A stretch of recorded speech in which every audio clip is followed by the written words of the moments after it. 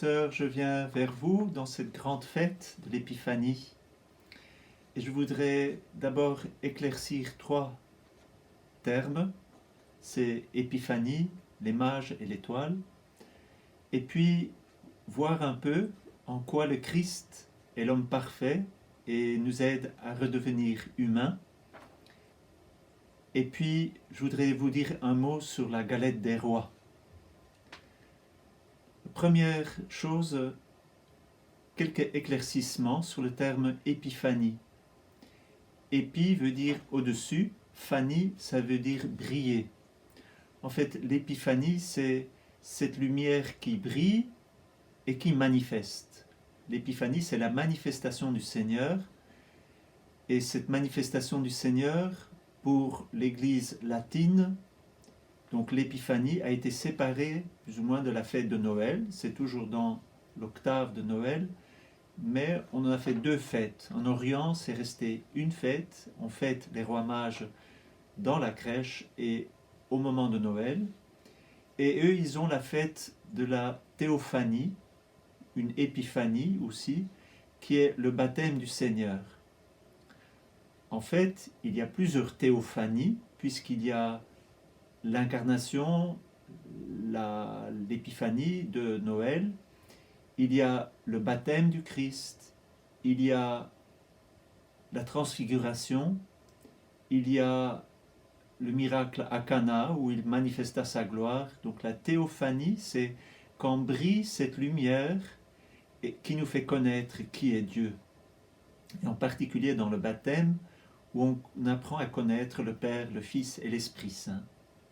L'épiphanie, c'est une fête pour tout chrétien qui veut bien adorer et reconnaître le Seigneur dans sa nativité et celui qui répand sa gloire pour tous les hommes.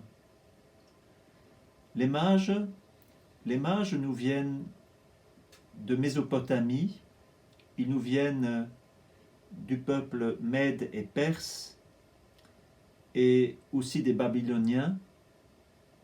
Ils avaient non seulement une connaissance astronomique, mais aussi astrologique, à l'école de Zoroastre.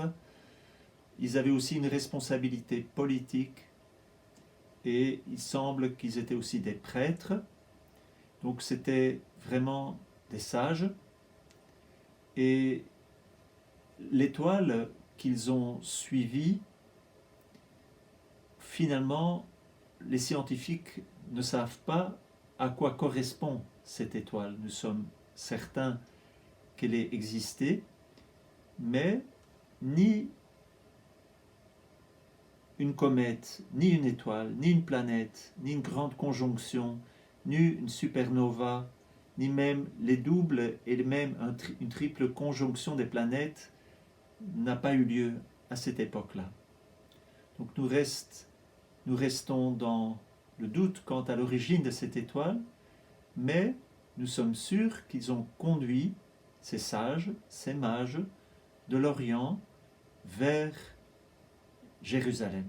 Nous ne savons pas pourquoi cette étoile s'est éteinte à un certain moment de telle manière qu'ils sont allés vers Hérode, qu'elle est réapparue pour s'arrêter au-dessus du lieu de la naissance à Bethléem. Le Christ, c'est l'homme parfait. Et c'est à la crèche que nous pouvons redécouvrir et redevenir des hommes parfaits à son image. Nous avons été créés à son image, à sa ressemblance, et toute la révélation chrétienne, c'est pour redevenir conforme à cette image que Dieu avait en nous créant. Et c'est tellement extraordinaire quand on voit les bergers. Les bergers viennent, c'est comme des cœurs purs qui viennent adorer l'enfant Jésus. Des cœurs purs, des cœurs simples, mais des cœurs profondément intelligents qui viennent adorer. D'une certaine manière, sages. Et donc, pour notre cœur, nous avons les bergers. Et pour notre intelligence, puisque si nous devenons des hommes parfaits, Dieu est venu pour tout homme, c'est-à-dire pour toutes les nations, mais aussi pour tout l'homme, et pour son cœur, et pour son intelligence, et tout son être. Toute la personne est invitée à devenir enfant de Dieu dans le regard de la crèche, dans le regard de l'enfant Jésus et de sa mère. L'intelligence est particulièrement éclairée dans ce mystère de l'épiphanie. Nous voyons ces hommes intelligents qui cherchent et qui sans doute conduisent d'autres hommes. Ils sont conduits parce que ils ont compris ce qu'est la vocation de l'intelligence humaine, c'est d'être pleinement éclairé. Le scientifique cherche. Il cherche parce qu'il a une soif de connaître. Tout homme a une soif de connaître, c'est inscrit au plus profond de notre cœur. Et donc nous allons en marche tout au long de notre vie pour nous laisser éclairer dans notre intelligence, et spécialement les scientifiques. Le problème, c'est que souvent, la science peut être recherchée pour elle-même, et elle ne peut plus trouver sa pleine finalité dans la vérité.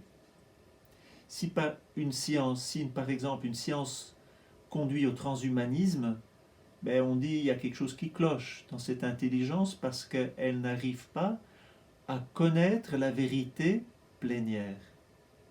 Et c'est cela. Une intelligence vraie, c'est une intelligence qui apprend à s'incliner devant la réalité qui nous dépasse toujours. Le Christ en particulier, c'est la vérité par excellence, et devant lui, nous sommes invités à faire incliner notre intelligence. Et c'est pour cela que nous avons un cœur, pour que l'intelligence n'ait jamais le dernier mot, que nous devenions pleinement intelligents, mais que cette intelligence suive aussi le mouvement du cœur. Et ainsi, les rois mages, ces hommes intelligents, sont allés adorer. Ils ont découvert que, à travers les prophéties, à travers déjà une foi informe qui les conduisait, ils étaient faits pour connaître l'origine de leur propre connaissance et que toute connaissance est faite pour se reposer en Dieu. C'est cela que saint Augustin nous dit. C'est toi qui pousses l'homme à prendre plaisir, à te louer, parce que tu nous as fait orienter vers toi et que notre cœur est sans repos tant qu'il ne repose en toi. Cette parole bien connue de saint Augustin. Ainsi, je vous donne cette autre parole de saint Augustin. Bien tard je t'ai aimé, ô beauté si ancienne et si nouvelle, bien tard je t'ai aimé, et voici que tu étais au-dedans, et moi au dehors, et c'est là que je te cherchais, et sur la grâce de ces choses que tu as faites, pauvre disgracié, je me ruais. Tu étais avec moi, et je n'étais pas avec toi. Elles me retenaient loin de toi, ces choses qui pourtant, si elles existaient pas en toi, n'existeraient pas. Saint Augustin s'était rendu compte qu'il avait cherché Dieu en dehors, et qui pouvait le trouver au-dedans. Eh bien, c'est l'expérience qu'ont fait ces mages.